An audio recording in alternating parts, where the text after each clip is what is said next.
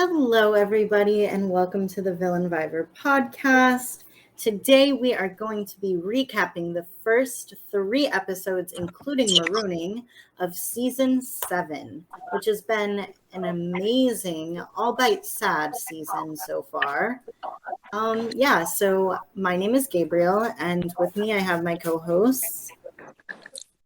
Hi, everyone. I'm Divine. Hey everyone, I'm Carlos. I'm eating fried chicken right now, but it's me, Wow. Tristan. I'm sorry. While We're you're chickening out, We're getting the Yep. ASMR experience. Okay, so we can just jump right into it. So this season, as everyone knows by now, I hope, is a fans versus favorites season, but we're doing things a little bit differently. So once we revealed, the cast, we went to Marooning and we gave them a little bit of a surprise. And we let them know that there wouldn't be the typical 2 tribes of 10. Oh no, we separated them into 4 tribes of 5. And they were divided. The Hercules tribe is the Flops, or the Second Chances tribe. So these are returnee players who have not done so well in the past, and they're kind of coming back looking for redemption. Then we have the Zeus tribe, who are all-stars. So these are returnees who have already played and kicked it out of the park. They have done really well, and they're here to show that they can, continue to stand with the best of them. And then we have the Philoctetes tribe, Philosophies tribe, which is a fan tribe, and this is a tribe full of heroes. We asked in the interview if people would consider themselves more of a hero or a villain, and then we assigned them based on that. And then finally, we have the Megara tribe, and the Megara tribe is another fan tribe, and they are full of villains. So that was our starting twist. And honestly, one thing that I'm going to struggle with this season is that those pronunciations are so different from what I'm used to. When you said the Phil tribe, I was like, wait, what is the name of the Philo? Because it's Philoctetes. Oh, I've So the never way you heard said it, that. it's in Portuguese.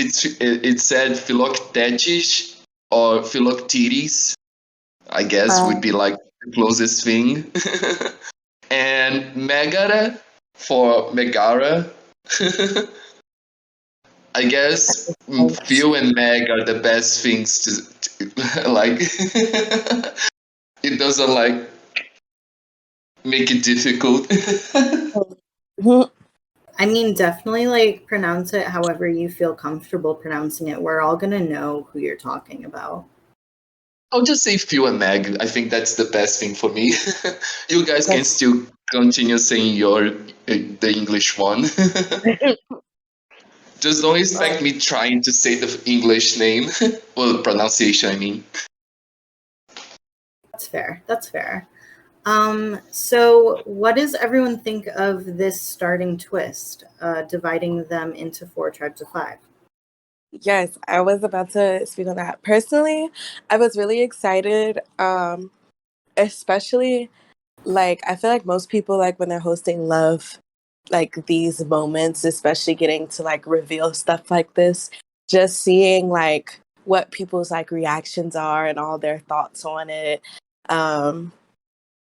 Just them speculating, oh, are they splitting us into 3 tribes and and just kind of scrambling to figure out what's happening, and then finally seeing it and being like, oh, okay. I think it was really fun. I won't speak too much on it yet, because we'll get there, but I think it's really fun to see these 4 tribes of 5 at the very beginning of the game, and being able to see how that would play out, especially with the way that they have been labeled, which obviously, people don't always have to play to their label. They can, they switch up, they do whatever, depends on the game. But to see, I was initially very excited to see how the divisions would play out. And like I said, we'll talk more about that later, but actually like watching it go down, it's been really interesting. What about you guys, Carlos and Tristan?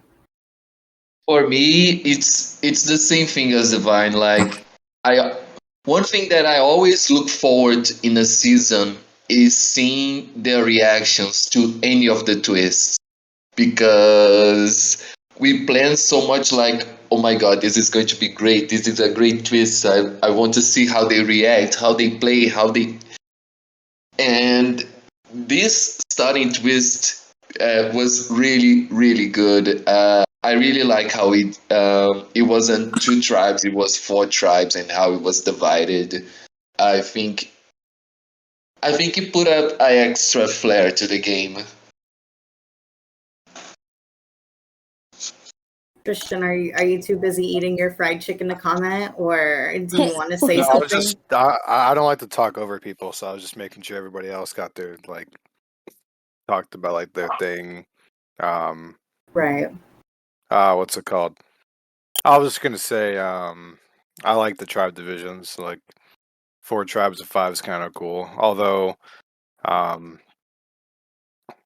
we'll talk more about it. Obviously, like, one certain tribe hasn't been having a great time this season.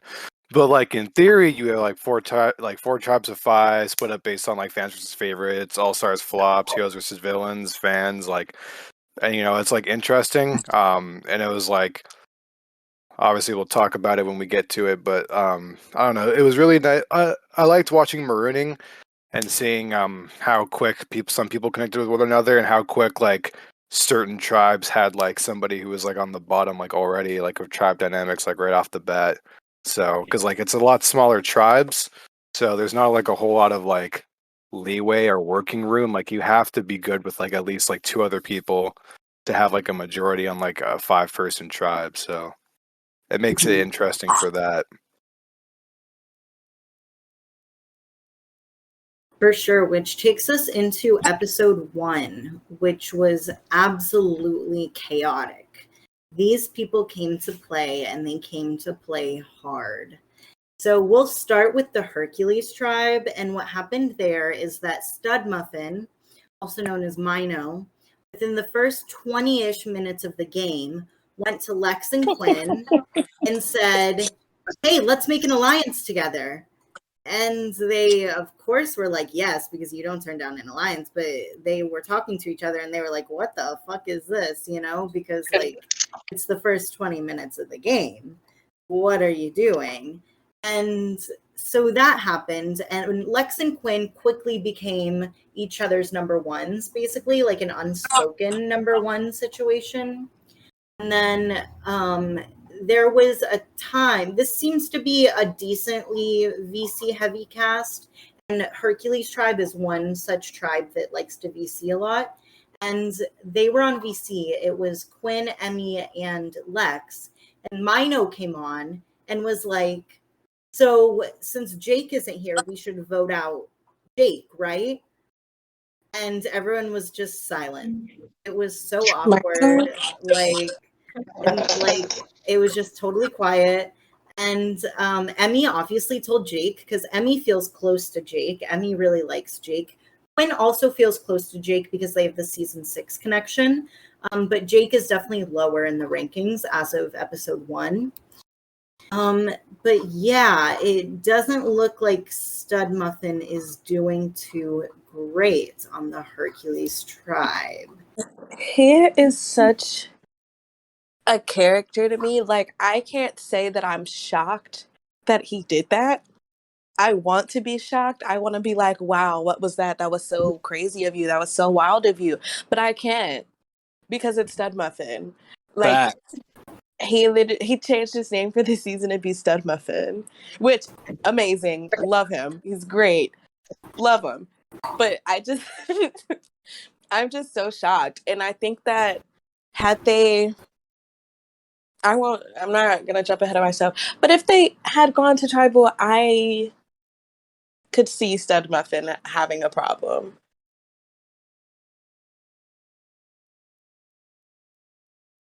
Does anyone else want to jump in? What are we talking about? The Hercules Oh, this tribe. fucking dude's here. the Hercules tribe in episode 1. Okay. Okay, well, Jack deafened, so. Okay, my bad. Oh, I got nothing to say. Oh my god, bro, Well- this dude talks and has nothing to add. I'll think of something. Someone else. Wait, Hercules, is that the one Lux is on? Yes. Oh Yes. yeah, that's all I gotta say.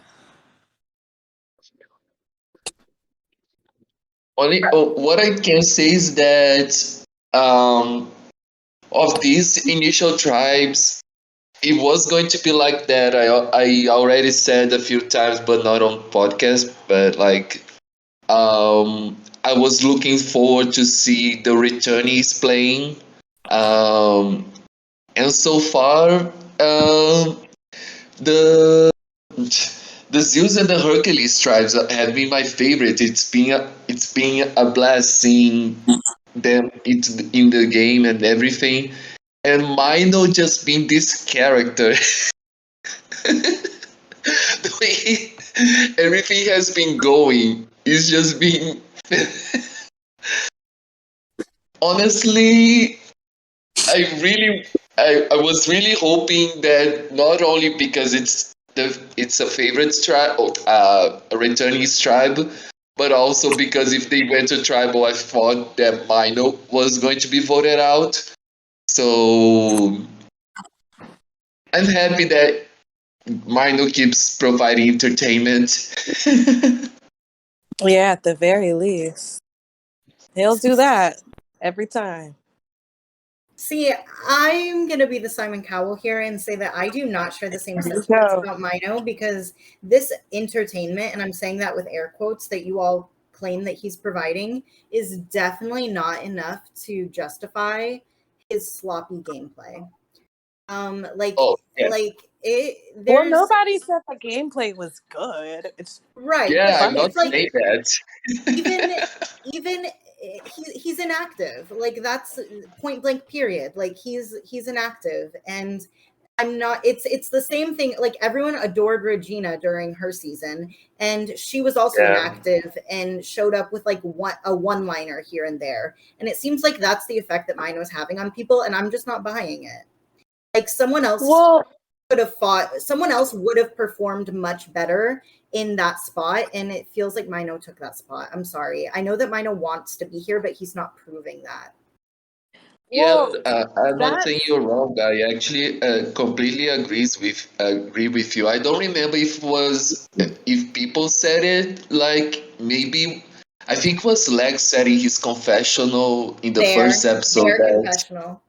oh, sorry, in their confessional, in the first episode, that what is Mino doing here? I think it was Lex that said that, wasn't it? Or was it A lot someone of else? people said that. So Yeah.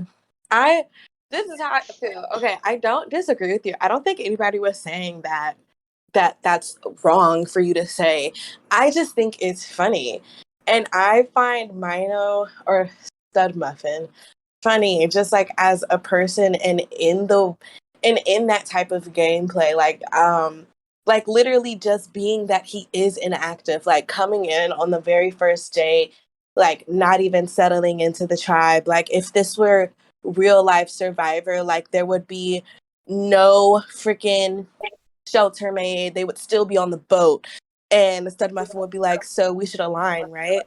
And then just literally disappearing. That's fucking hilarious to me personally. I don't think that it's entertainment as in like nobody's saying that his gameplay is good. I think it's just funny. Personally, I find it like I understand what you mean though, because there were other people who would have definitely been a lot more active in this season, but then at the end of the day, like that wasn't our choice. So like, if the viewers, because it's not the first time, like Mino's first season, he wasn't really that active. So if the viewers voted and that's who they wanted to see and that's what they wanted to see, then that's what they wanted to see. That's what they got. That's what they voted for. That's what they got. I mean, by viewers we mean Ariana, right? Like, there's Yeah. just one viewer that is the reason why Mino got casted, and like, Yeah, the I mean- only person who voted for Mino was Ariana. I mean, Well, you know what? She went hard for him. me personally, right? Like, I don't know. I've hated writing power rankings and continuously writing down 5 stud muffin on the Hercules tribe, and like seeing people like Lastro and like Pulowski get out when they've, like, especially like Lastro. We haven't gotten to that yet, obviously, but it just sucks seeing people who put actual effort into the season get out over Mino. Yep. Because he just has, like, he's just inactive and he's not entertaining in the slightest. He doesn't talk. He made an alliance that he still hasn't typed in, by the way. I just wanted to point that out there. Like, I had to double check. He still hasn't typed in the alliance that he made. So, like, Oh yeah. I don't think I feel that. I don't think that's not fun, but I do think it's funny. So It's just like you know, insulting. I don't know. It's like yeah. insulting to me as a host, and it's insulting to those who didn't get cast, and it's insulting to those who are getting kicked off. Like, I don't know. It's just That's all fair. very insulting. Let's just hope that Mino like flips a switch and all of a sudden becomes better. Best player of the season. Also, I wouldn't say that. Just like actually start playing. And show their work. I will keep my expectations low. I do want to. Yeah, he's worth. I do want to introduce Lastro to the stage. Hello. We haven't gotten. Wait. I think we should get there first. Well, yeah, I was gonna say we haven't gotten to there yet, but Okay. obviously, What y'all do your thing. I mean, maybe Lastro can like talk about those episodes as well from well, yeah, we're right now. inside their point of view. We're doing it tribe by tribe. So maybe whenever we get to Megara tribe. Yeah. Once we get to Megara, then we should. Okay. So with that being said, we move on to the Zeus tribe, which, as a refresher, is some of the standout superstars of seasons past. J-Ro definitely was the one who was on top there. Like, J-Ro was in a showmance with Roman. J-Ro was in a showmance with Uni. Like, J-Ro came into this season and he was like, bring me wives. And wives he did receive. He got his handful of wives. It's true. So Ha attempted to secure his footing. He tried to create this alliance with Bufus and Uni, but it did get formed. But like, Bufus told about it to J-Ro, who J-Ro told it to Roman, and Roman then told Bufus. So it was like this triangle effect of they all leaked to each other, which led to Bufus not trusting J-Ro as much and trusting Roman more, and it just like was a whole thing. But at the end of the day, no one trusted Ha at all. J-Ro did end up creating the Boo Ro alliance, which is a mixture of Bufus, Roman, and J-Ro. And those are all the people who are in the alliance. And it just seems like those three are on top, and Ha is Uni definitely. Roman said that she felt like Uni was ignoring her a lot because Bufus said that Uni talked to him all the time, like all day long. So Uni was definitely towards the bottom, and Ha just like was too busy with real life. And whenever he was around, he was like not taking challenges seriously, which was like pissing people off. So that's kind of where the Zeus tribe stands. Honestly, considering how the review of the cast went and the reactions from like spectators and everything, seeing Mino being this inactive and Ha as well, and Ha was the one that had the most votes because someone voted like 5 times a day. It's like just like Mino is like Ha, Alisa in the first episode just was like taking a spot, which could be from another person.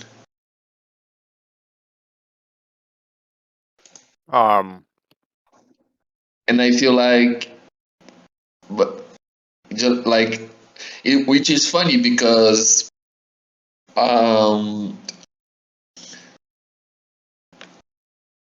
because of all this situation, almost like a similar situation with both, with Mino creating an alliance, Hawk trying to form an alliance,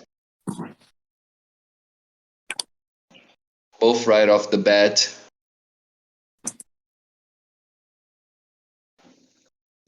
Tristan, you were going to say something?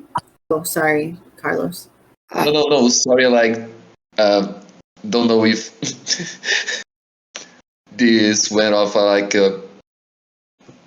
Don't know. It's just the silence. Awkward silence. Sorry, I took another bite of my chicken. So, what I was going to say is that so far the season kind of has a reoccurring theme. Like, we haven't talked about the other two tribes, but every tribe, like out of the 4 tribes this season, all of them, like very early on, had a solidified top 3 people on each tribe. And then the 4th person who isn't necessarily doing bad, but are just not like as their game's not on the same par as the people in the top 3, and then the person at the bottom is just like easy first boot. Like Hercules, you have Lex, Emmy, and Quinn, and Jake is, not doing bad. And luckily, if their tribe were to lose immunity, Stud Muffin would go. You see the same thing with Zeus, where you got Boofus, J-Ro, and Roman. Uni's not doing great, but she's not going to go home likely with Ha on their tribe because unless something drastic would have to happen, but I doubt Uni gets booted off before Ha. And I have to say it's kind of disappointing. I wasn't in this server when Ha played, but I know they won Player of the Season. I know they're considered one of the best players in this org, like in general. And it sucks that they're busy with work, but even when it seems like when they're not busy with in real life stuff, like you take that out of the picture and you look at their gameplay that like they have employed so far, it's been pretty like underwhelming, I would say. Like it doesn't fit the standards that you think a player, like someone who won the Player of the Season award would like. Yeah, it's just not what I was hoping for. Yeah, no, it's been pretty disappointing. Although I do like the top 3 people in the Zeus tribe. Because Boofus is playing really well. And the J-Ro and Roman showmance is kind of fun to watch from like afar. So yeah, I'm someone who like heralds, I don't know if that's the correct word to use, but who heralds Ha's performance, because I watched Ha. I met him like a year and a half ago, and he was playing like a fucking dumbass, like just so bad. It was awful gameplay. And then he comes on here and plays and gets Player of the Season and does one of the best moves I think I have ever seen in an org ever. Such a fantastic move. And then he comes back with the most votes and does this. Like, it's a joke. It's a joke. It's ha ha. Like, I'm sorry, that was so Please, why did you do that? I'm sorry. But Is that still Ha's role name? It is. But yeah, I'm not like impressed with how I think that all the weed is getting to his head, and that's coming from me. Oh my So, god. am I wrong? Am I wrong? You know, like That is some cynical laughter. Points were made, I No. suppose. something happened, and this dude like just gets high every night. So like I'm assuming that's it. I don't know. I'm just making connections. That's far for you. But like Tristan said, I really like the top three. Roman is absolutely crushing it. Like I know that she's like third in power rankings pretty consistently, but like they're just so, I don't know, like they're doing much, like they can slip through. Like they might be third in power rankings, but they're going to be not seen as a threat, whereas Boofus and J-Ro will be seen as threats before them. So I think that I they're was doing just about really, to say my bad. yeah. And the J-Ro and Roman, what even is their nickname? Jeroman or Droman. Droman or Ramo, whatever. I can't even think of it right now. But their ship is so funny. Their little flirtation ship.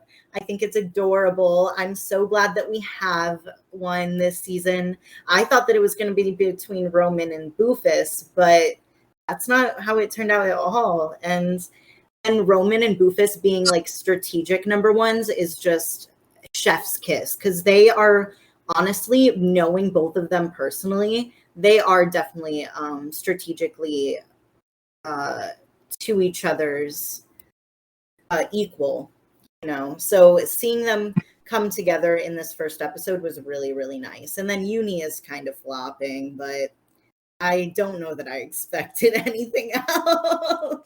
Oh wow. Mean. I was gonna say Evil. Roman, like, regardless of like the power rankings, Roman's like actually in like a pretty good position. Like, I don't think that the power ranking is gonna like I feel like the power ranking is, I don't know. I'm not saying I don't want to say the power ranking is wrong, but being in that type of position that Roman is, especially having that relationship with J-Ro and that relationship with Boofus, it kind of puts her in a higher power position, in my opinion, because it gives her more of an opportunity to control like what they're doing, which, like you were saying earlier, they'll look like more of a threat before she does. And I think that'll pan out really, really well for her game.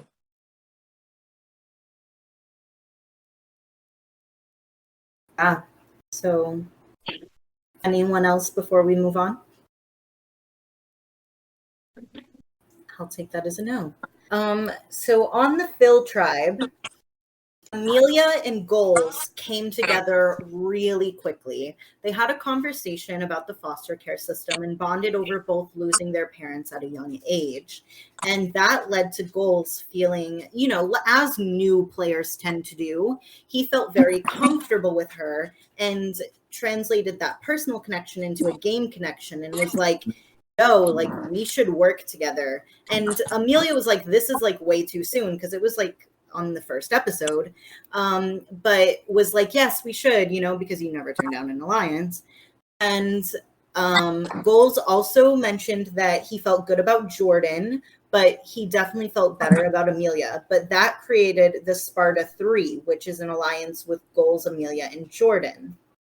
And then Patrick and Mo, neither of them really like were doing too hot. I think in episode 1, Patrick was doing a little bit better than Mo, although Patrick came off as like sketchy and someone that people couldn't trust because they thought that he was like plotting and scheming. And then Mo just like was really busy with real life and like just like was always talking about real life. So people, but like also not really around. So people found it really difficult to connect with them. And that's kind of where the Phil tribe is. Amelia's definitely on top and Goals right beneath her. And then Patrick and Mo on the bottom.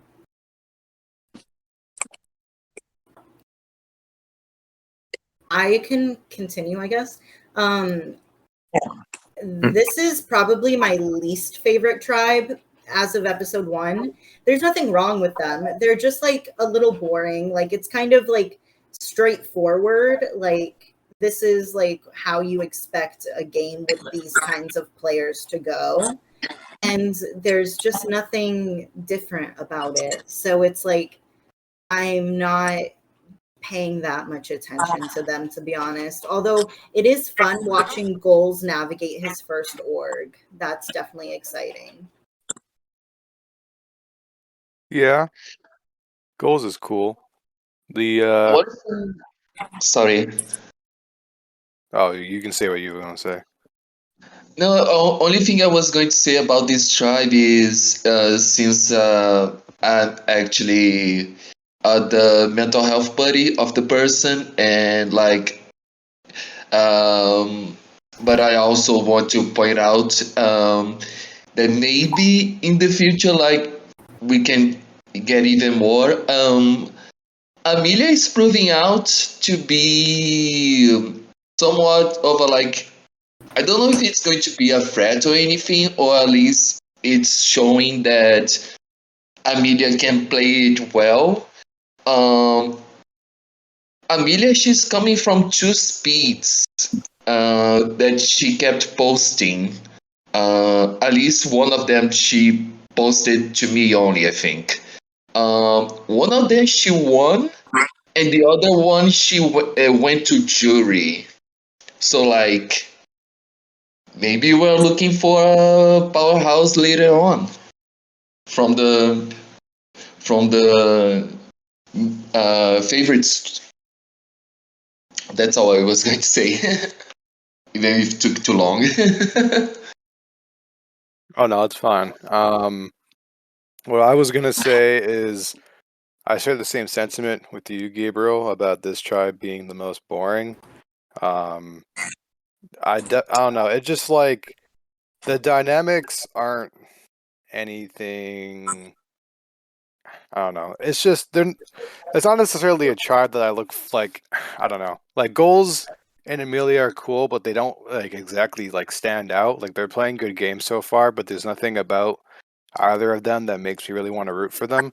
I do like Jordan, but he's kind of he got cast as a hero, but he's kind of got like I don't know. He like writes in like a kind of like a villainous tone in his like confessionals. Like I know we're not talking about episode 3, but like he's writing in his confessionals right now, and he just said he doesn't like his tribe at all. So like he's it's funny seeing someone who said they were going to play like a hero have such a villainous tone in their confessionals. And Mo, I know, has been busy and whatnot, and has kind of struggled socially because of it. And Patrick hasn't been off to the best start socially, which kind of sucks because he's someone that I heavily wanted on the cast because I played with him in GeoOrg, so I know what he's capable of because he won that season. And I don't know, he hasn't shown up yet, but their tribe seems to be pretty solid, like in terms of winning immunities. So I think they're like, I don't know. Yeah, no, the tribe isn't too overly interesting, and it's the same dynamic with the other 2 tribes that we've talked about, where immediately you have like 3 people at the top with Goals, Jordan, Amelia. Except for this tribe, instead of having like a person who's like 4th on like the tribe hierarchy and like most likely to not be booted, Patrick and Mo are kind of like interchangeable. Like Mo has her relationship to Amelia, and Patrick has his relationship to Goals and Jordan. So, like, I don't know. It would be interesting to see what would happen. Mhm. Anything else about the Phil tribe before we move on? Not much to say. Yeah. True. All right. Well, Now the fun one. yeah, the fun one for sure. And Lastro can definitely provide more insight since he's here, but I'll give a brief overview of what happened episode 1. So, jumping right into the game, Joaquin asked Sophie to be mutual number 1s on day one, and Let's go. he admitted that he was like, I know that this is like really fast, but like I just feel so good about you. And it was one of those kinds of things. And Sophie was like, okay, yeah, I agree. Like, let's do it. But like in her confessionals, she was like, this is like fast as fuck. Like, you're way too trusting. Like, you're making a mistake. And then the tribe got into a voice chat, and this voice chat was paramount. It was so important. Okay. Yep. So apparently Joaquin asked Sophie if he could join the voice chat, even though it was public, which I think That's just like really weird. showcases Joaquin's personality a little bit and how he's a little timid. But it was so that means that it was Sophie, Lastro, and Zach to start, I think. And I was part of that VC. And as the VC went on, Zach just loved to talk about himself. Oh my goodness, this man That was horrible. It loved was to horrible. talk about himself. And he was talking about his previous org and his whole strategy and like just laying out all of his secrets. And like that literally went on for like 2 hours. But you could tell that like, and like Lastro was being very quiet in that VC, I noticed. But Dom did not join the VC at all because Dom was asleep. So that is where Dom fucked up. And Sophie messaged Dom and let him know that there was a VC that he was left out of, but not to worry about it because nothing really happened except for Zach talking about himself. And apparently Lastro was making leaps and bounds in DMs and tribe chat, just being really fucking hilarious with like the weird ass videos that they send and things like that. And then it was it was Joaquin, Sophie, and Lastro formed such a close bond. I don't know if it was in part to that VC, like Lastro can definitely open our eyes to this a bit, but like they formed what became the Three Fruity Coutiers, which is just a fucking hilarious name. And Zach proposed to Sophie to make a trio with her and Lastro, but then backtracked on it. Sophie ended up telling Joaquin, I believe, about this. And then Zach was like, no, never mind. Like, let's not really do it. Like, I'm just thinking about doing it. But Zach always wanted to target Dom. And at Tribal, Dom was pushing for Zach. Zach was pushing for Dom. And Dom didn't even end up voting. So he got a self-vote. Wow. And he went out 5-0. No surprise. But I actually have a question about the challenge because it was skipped directly to the tribal. But like the challenge itself was really cool. Yeah, I was gonna like get to that next. I was gonna get to that Ah, after okay. we Go talked about ahead. this tribe. sorry. It's okay. Oh, no, so you can. I was going to talk about the challenge, so you can make the like connect since you were going to talk about it. Yeah, I'll talk about it after we talk about the Megara tribe and the tribal. Mm-hmm. So whoever wants to jump in and talk, go for it.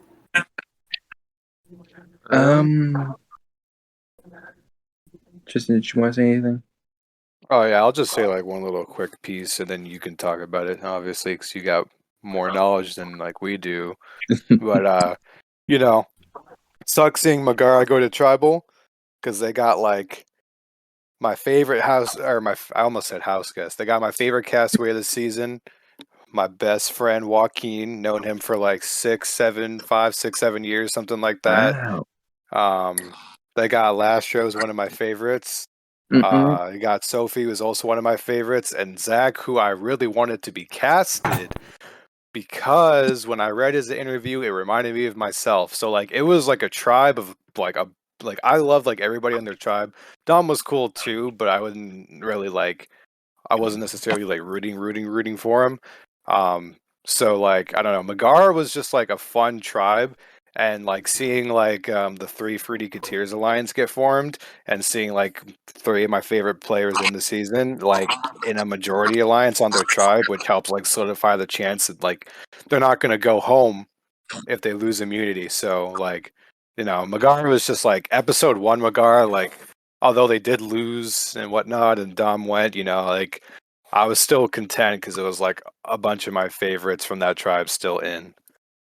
I do want to point out, Sophie marked herself as a hero in the interview, but Crazy.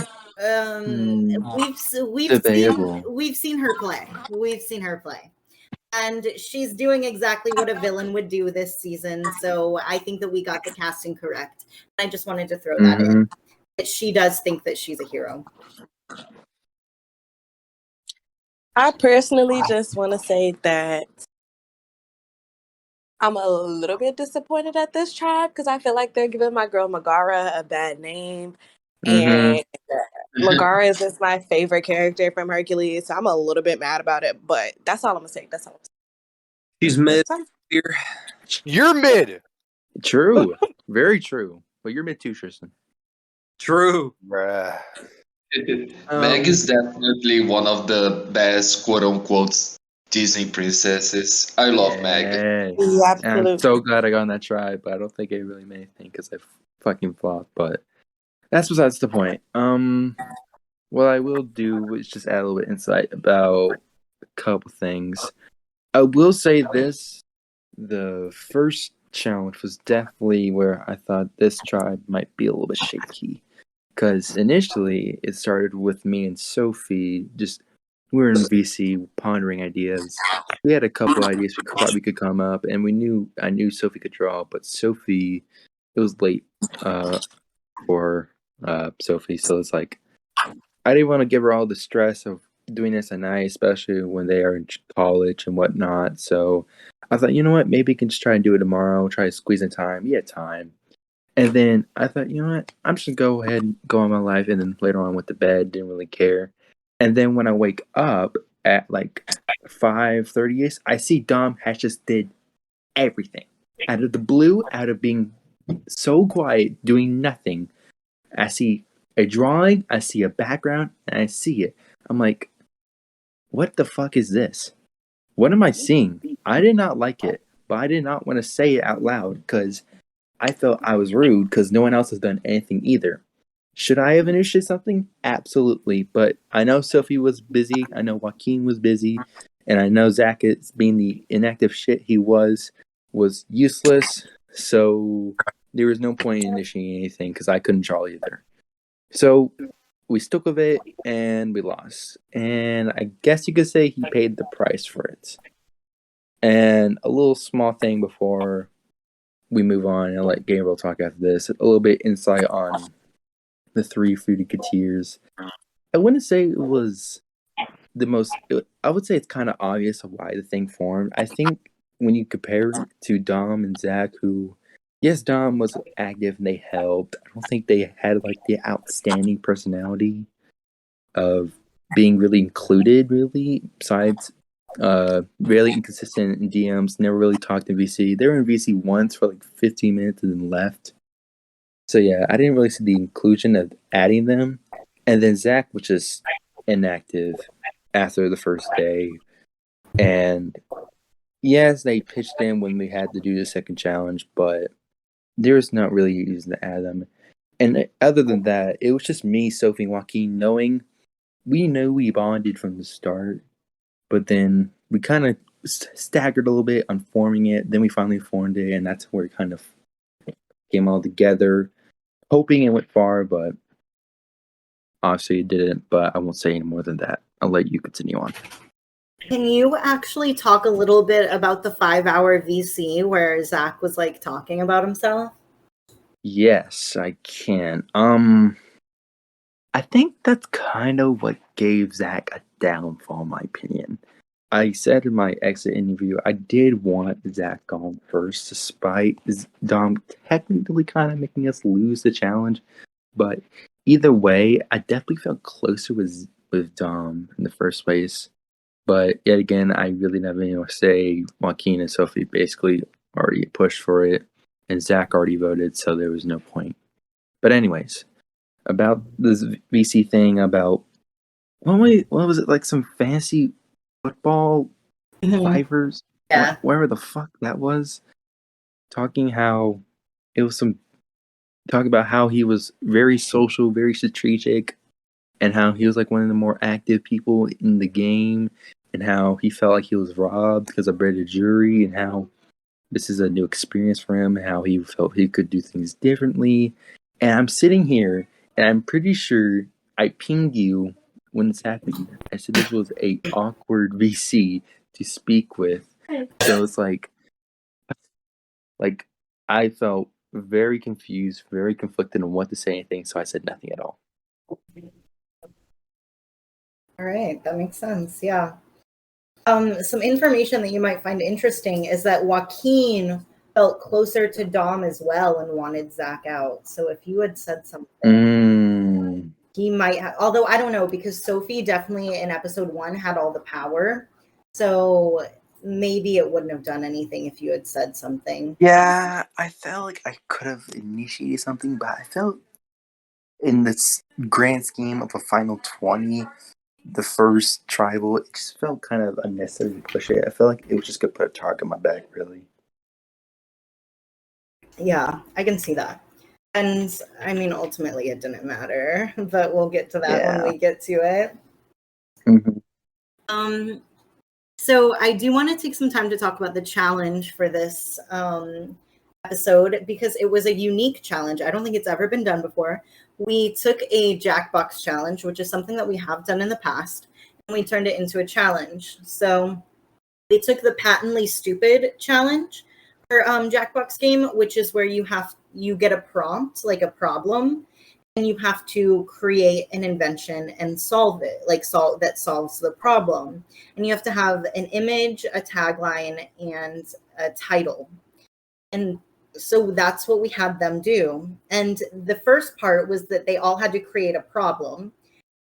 And then we would put them in a randomizer in Pancake, and then that would choose which problem all tribes had to solve. And it ended up choosing Patrick's prompt, which I don't have in front of me exactly, but it was something about using cartoon physics to go to space. I have the prompt here. I had the spectator voting open because I was going to talk about the entries. So I can read it out, or sure. So the prompt was: scientists at CERN have made a shocking discovery. Through extensive tampering with the smallest matter in the universe, they have discovered that cartoon physics are now real. Governments of the world are planning on taking advantage of this change in the fundamental laws of the universe to cheapen the space programs, and are seeking new inventions that can take people to space on a budget. Yeah, so that's what they ended up having to solve. And as we know, Megara ended up losing. So that's the challenge. Honestly, that was a really good prompt. Like, it can give so much space for creativity. But like, I'm actually with Lastro here about the submission from Meg tribe. I actually don't understand what that is. It's like you say a word and then you're in the whatever destination you are in. Like, it was it's so confusing. I actually still don't know what the product it's supposed to be. While the others, I can see clearly what the intention or what the product do, you know. Yeah, I agree. I think it was sadly, I'm not going to say well-deserved win for the others. Like, it's not just that, but like, I think when after all the submissions, I think we had a clear losing invention. I'm not afraid to say that it was a well-deserved loss for Megara. I'll say it. That was a bad invention. Okay. That And I don't blame you. was a bad invention. I don't know what that was. I don't know either. That's the problem. And you wonder why Dom got 20th.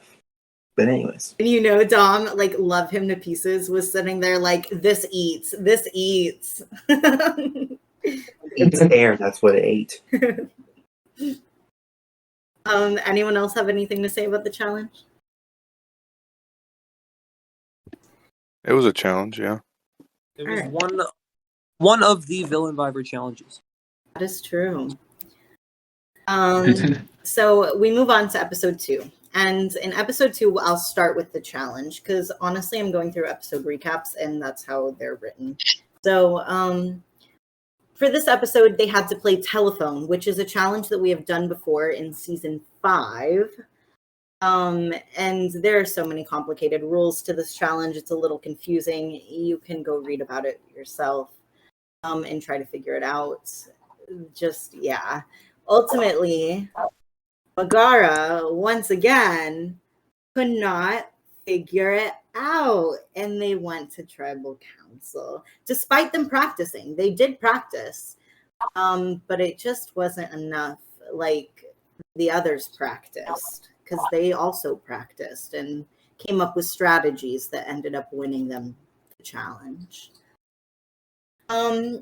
So let's talk about our twist of the season, which is Exile. And I don't know all the details of Exile. We have a channel, you can read about it there. But basically, that's where you can find things. I don't know how much I am supposed to say, but J-Ro, Goals, and Stud Muffin were chosen to go, and they all competed in this challenge for some sort of clue to an idol. Stud Muffin was nowhere. He was just like gone, absolutely bye. And J-Ro just barely clutched the win. He got 10 out of 10, while Goals got 9 out of 10. While there, they cannot DM each other nor DM anyone from their tribe. They can only talk at the Exile Island. So Goals and J-Ro talked about how they should align since everyone would assume they would anyway. But nothing really came from that except for Goals was like, I hope you have great allies, which probably not the best thing for him to say, especially to a power player like J-Ro. But, you know, he said it. We move on. So what do people think about Exile? I really like the twist, and I like the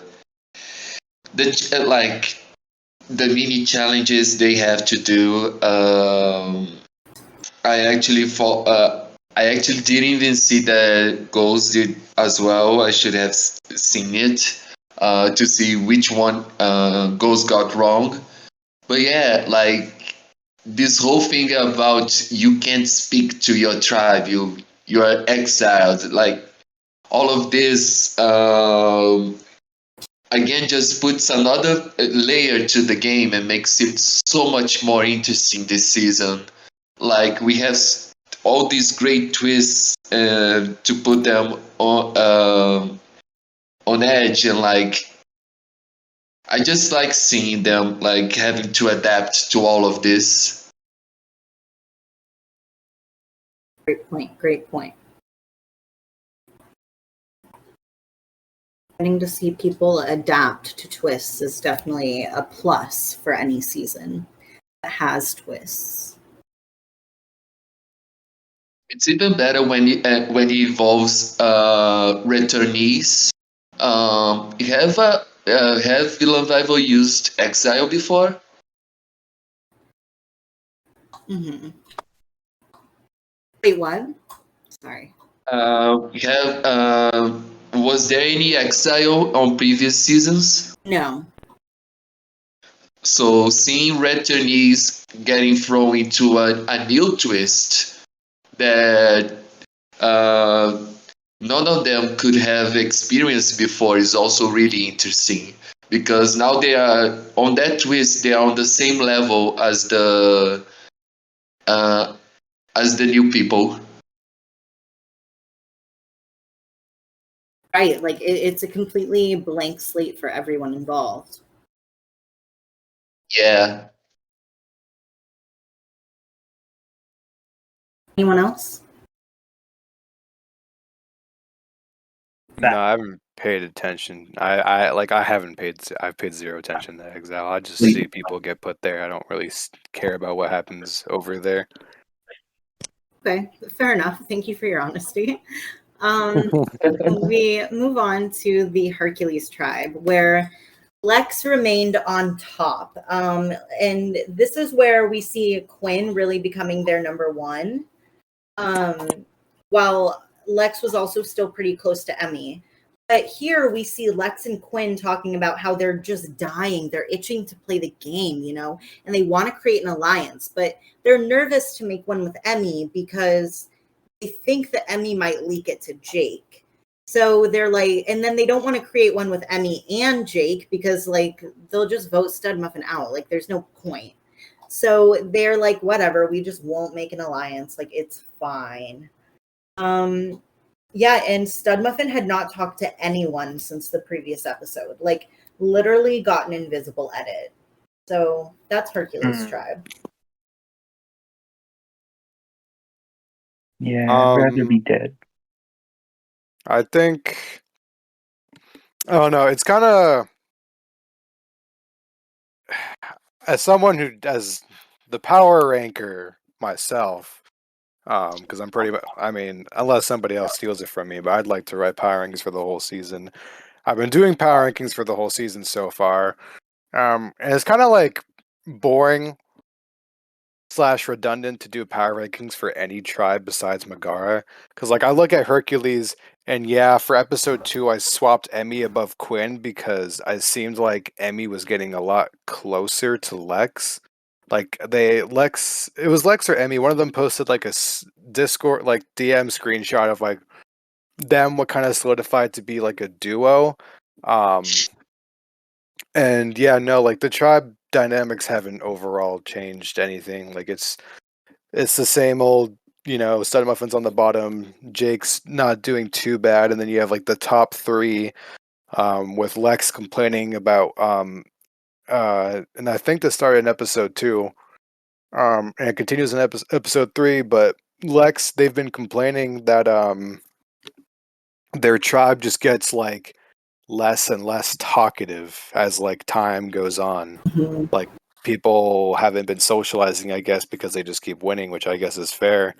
And they want to play the game and whatnot. So Hercules wasn't. I mean, most of the tribes in episode 1.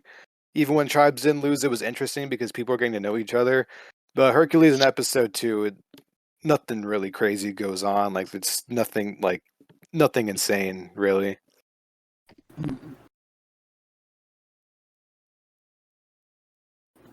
Doesn't sound like anyone else has anything to say, so we'll move on to the Phil tribe, where Amelia previously had held on to that number 1 spot, but people were kind of noticing that she was a power player. So that definitely made her drop a little bit, and people were getting wary of her. And instead, Goals rose up and took her place because people just loved him on a personal level. He's doing really well socially. Mo people were still finding it hard to connect with her because she was in the middle of moving.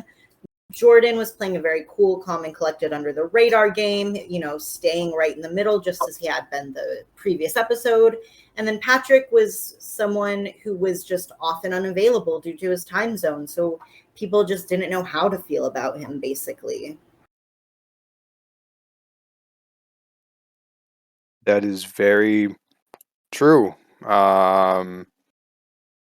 What's it called? Yeah, no.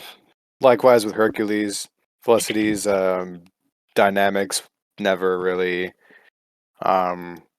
fluctuated too crazy in episode 2, except I did bump Mo above Patrick in power rankings because I felt like Patrick was they're kind of interchangeable, but Mo has that really good connection with Amelia while others were struggling to talk with Mo. her and Amelia got closer, which definitely helps her out, especially when Goals and Jordan they trust Patrick more than Mo, but it's not like, and I say an amount of trust where they're like willing to like have some like tension in the Sparta 3 alliance over to save him. So yeah, no, Felicity's episode 2, kind of like a recurring theme where it's just like nothing too crazy, although the flipping of who's like on the bottom of their tribe was, I guess, interesting for that episode from their like for their tribe. For sure. Anyone else? All right.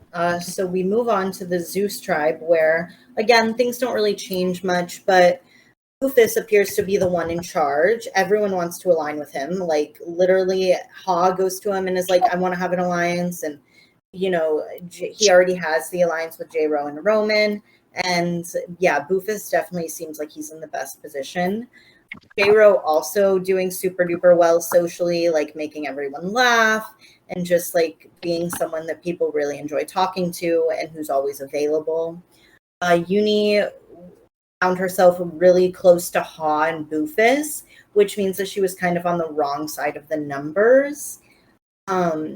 Because like who's gonna align with Ha, you know? Like Bufus definitely spoke about wanting Ha out if they were to go to tribal. So I don't think that Uni really knows what's going on. And then Roman just continued with her showmance with J-Ro, except for Bufus was her true number one. But J-Ro doesn't know that. So that means that she's very, very well protected right now in episode 2. Yeah, Zeus is.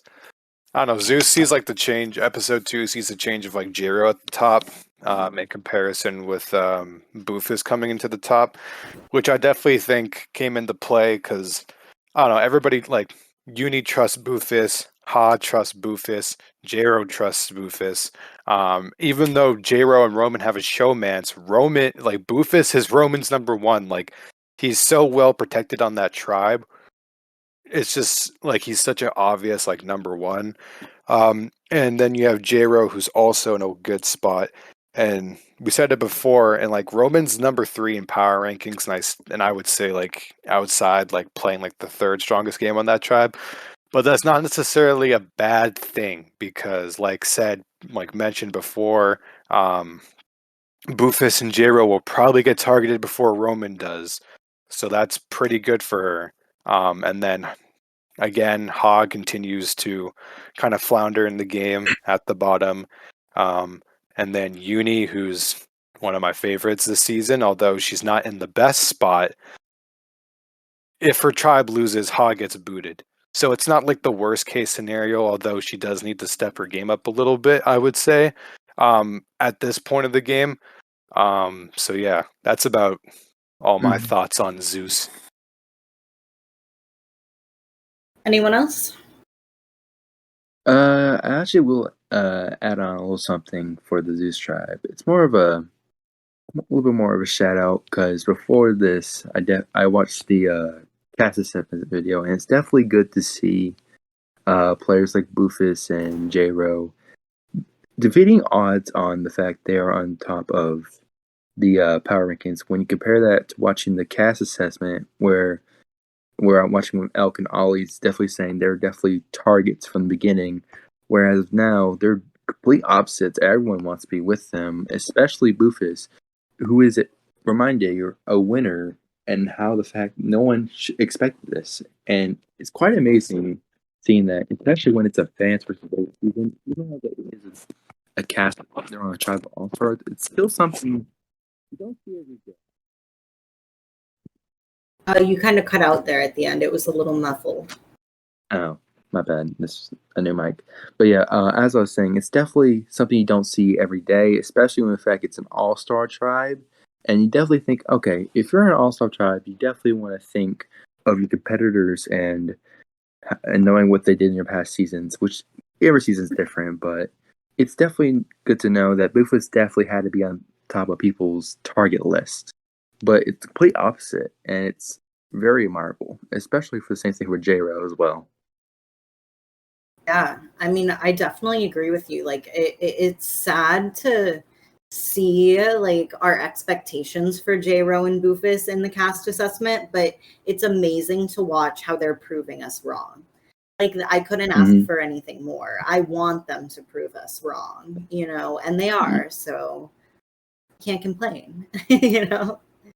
I will also say it's also a little bit lackluster as well when you see that Ha and Roman. Ha's definitely not doing their best, but I don't know. Maybe the turnaround. You never know. I doubt he will, but you never know. And Roman, I think Roman could possibly pick it up. I just think they just need to figure out a way. If I don't know what y'all's plan are, but obviously with the swap on the horizon, without a shadow of a doubt, maybe the game could turn around. You never know. Maybe Roman could get back on the top of the charts again, but you never know going forward. Very good point. Very, very good point.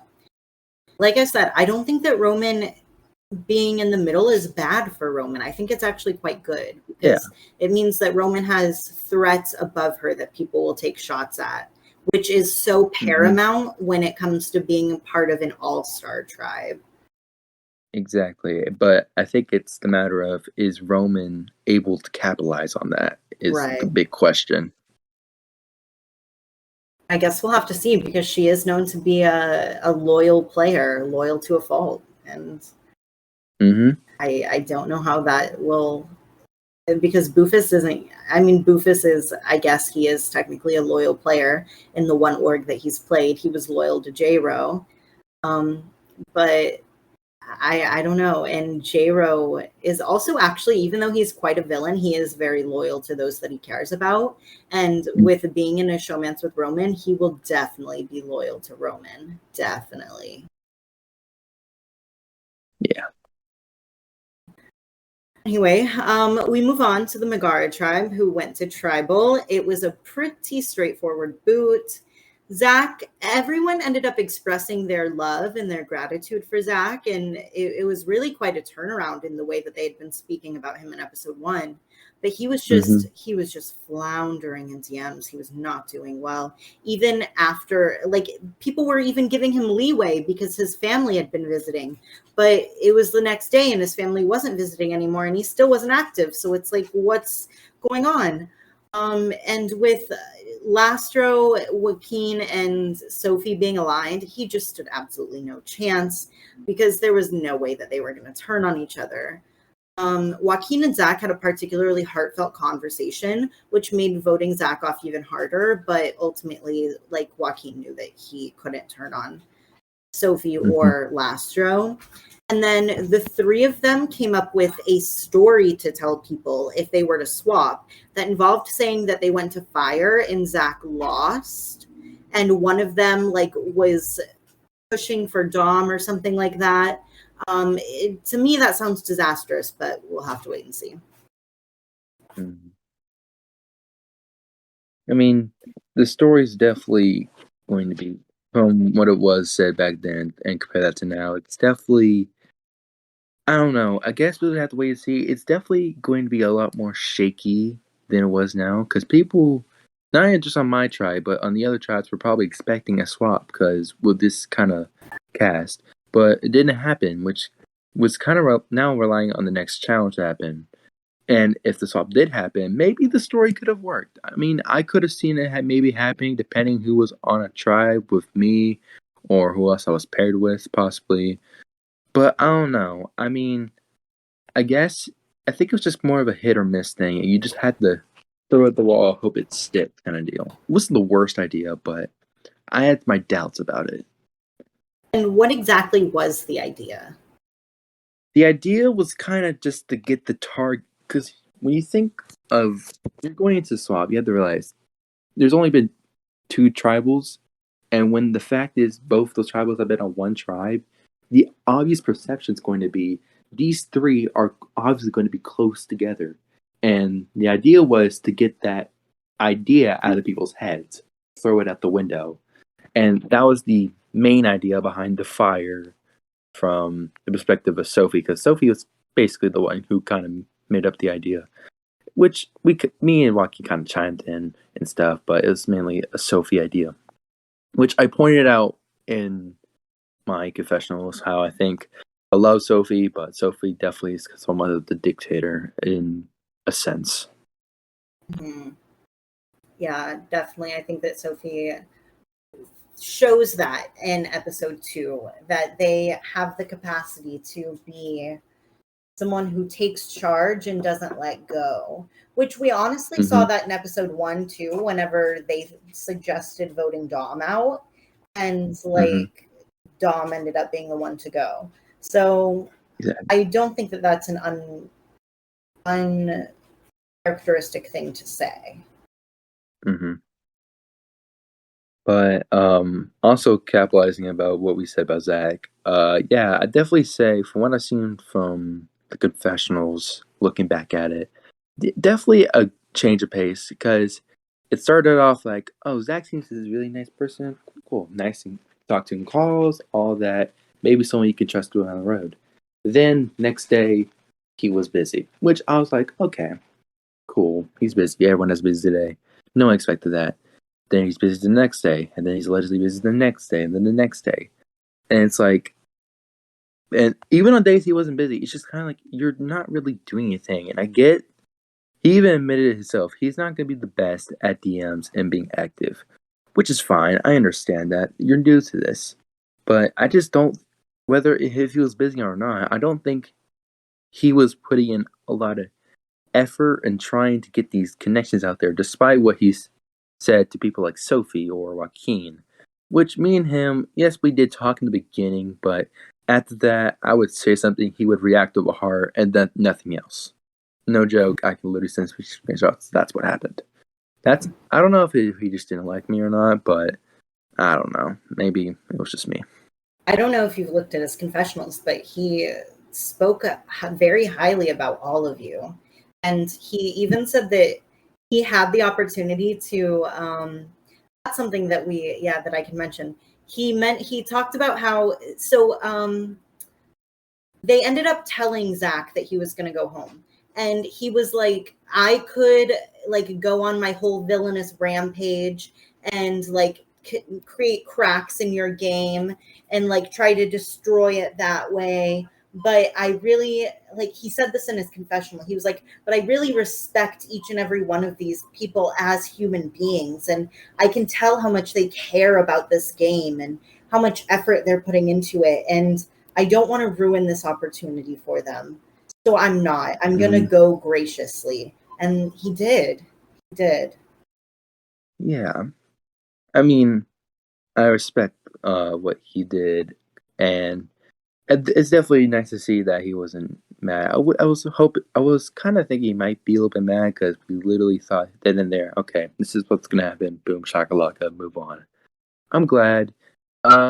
If I'm not mistaken, I quoted it in my confessionals, but I think I can read it here. She said at the end, I question the tactics, but rather let you learn through experience than me share it in my final hours. So he definitely questioned the move.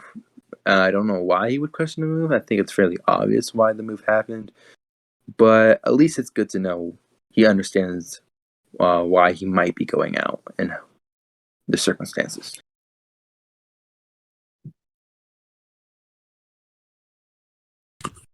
Anyone else have anything to add about the Megara tribe in episode 2?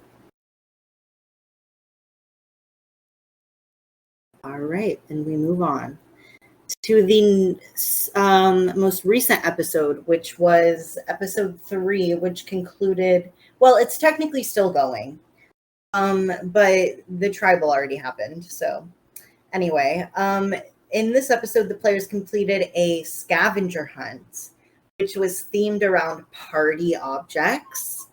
And they could earn a bunch of extra bonus points for things, which was really fun. And yeah, so Megara ended up back at tribal again. Oh my God. It was just a tragedy to unfold because I'll tell you guys a little host secret. They were winning, and then Ha, like at the last second, literally like a minute before a minute before the deadline, submitted 2 things. So Oh wow. that bumped them up. That bumped the Zeus tribe up and allowed them to win. So it was really sad, really sad. Wow. But Sorry for the pun, but you mean a Greek tragedy? ha ha ha ha. Thanks, Carlos. Let's just run tribe by tribe again. There's not a lot to say because like it was pretty dead. But like because people were mostly focused on doing the challenge, not talking to each other. But anyway, on the Hercules tribe, Stud Muffin finally came back from the dead. He let everyone know that he had just forgotten his login information for Discord.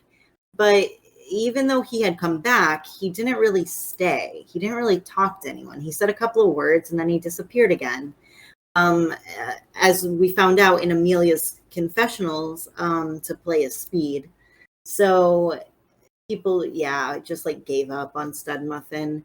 Lex kind of took charge in the challenge. And then Jake was chosen for exile. So that was Hercules. Anyone have anything to add, or am I just going to read the episode recap, basically? I mean, there isn't much to say. I think we can, as I said, there wasn't much that happened, and the episode is still happening technically. It's mostly we talk about the highlights of the challenge. Goals just like I watched that video of Ghost just downing when he wasn't supposed to down the whole bottle. That is dedication. Yeah, so what Carlos is talking about is Goals had asked if he could just drink. So one of the ways to earn points was to take 2 shots of alcohol or 2 shots of hot sauce if you're under 21 or don't drink. But Goals was like, can I just drink like half a bottle of tequila and that'll count? And I was like, yeah, it'll count as 2 shots. And so he sent a video of himself drinking a whole half bottle of tequila. He got drunk quickly thereafter. But while we're on, I'd like to continue the format that we have just so we stay consistent. So Yes, right. Since we mentioned Goals, let's jump to the Phil tribe. Goals definitely set himself up as the leader of the challenge. He was directing everyone like, you guys do this, and then you do this, and then you do this. Even when he was drunk, which was pretty entertaining, I have to say. Jordan was the other standout player in the challenge who submitted a bunch of different things, even if he misunderstood some of the items. Patrick and Amelia were the sit-outs, and we basically didn't hear from them at all. And then Jordan was chosen for exile. I'm assuming no one has anything to say, so I'll move on. On the Zeus tribe, Roman and J-Ro did most of the challenge together. Roman drove to stores, Target, at 8 a.m., I believe, if I remember correctly, to complete the challenge. And J-Ro went all over his dorm building and college campus trying to find things, and even gave us a face reveal. Uni really, really, really wanted to compete and even shared how much she loves scavenger hunts, but they didn't let her because they wanted to let Ha prove himself, which he really didn't. He only submitted like 2 or 3 things. And he like fucked them up the first time, so we had to resubmit them. And then, like I said, he submitted them literally 1 minute before they were due. So he almost cost them the win. Uni ended up being chosen for exile. And then I'll just go ahead and move on. On Megara, at the tribal, Lastro proposed a scheme to Joaquin that they take out Sophie, letting him know that he was as close to him as possible. However, Joaquin was much closer to Sophie and leaked this information to her immediately. To calm any nerves that Joaquin may have had, Sophie offered to take the fall for both the Zach and Lastro votes, which Joaquin agreed to without thinking twice about it. Lastro ended up leaving in a 2-1, as valiantly as ever, in a tribal that concluded in just a few hours. Womp, Unfortunately. womp, womp. Sag. That was eventful. Did you know that you were going to go? I had a feeling that Joaquin and Sophie definitely had something close. I was debating if I wanted to stick with Sophie or Joaquin at first, but I feel like I had a little bit of a better shot with Joaquin, but now realizing how much he was loyal to Sophie, I definitely now regret that. But either way, I feel like it was just a dead end. I think even know, despite the warnings I gave to Joaquin about how I felt, Sophie, if given much of a advantage, would definitely take over. I don't think it mattered much. Which, do I question the decision? Absolutely. But I don't think there's much debate about it. I don't think Joaquin was going to listen either way, despite already how he leaked. So, yeah, just unfortunate. I tried so hard in those challenges, despite even though we're losing so much. But I don't think there's much I could have done there. I tried in the first. I definitely was in that VC for hours for the second, and then doing as much as I can for the third, even though I was kind of limited because of school early in the morning and it was behind on time zones. So I can't say I didn't try.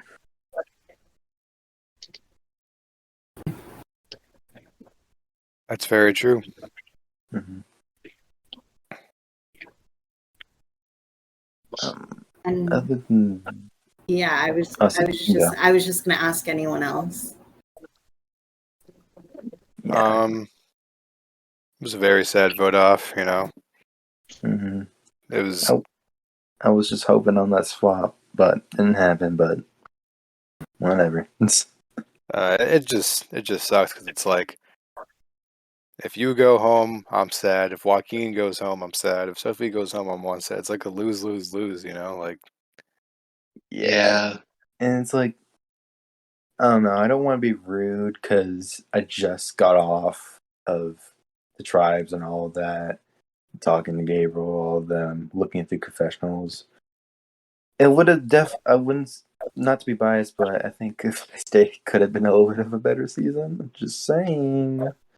I mean, after looking through some of these confessionals, a little bit dry. Just a little bit dry in some of these. But I won't say any more than that. It's a little spicy. That's a little spicy.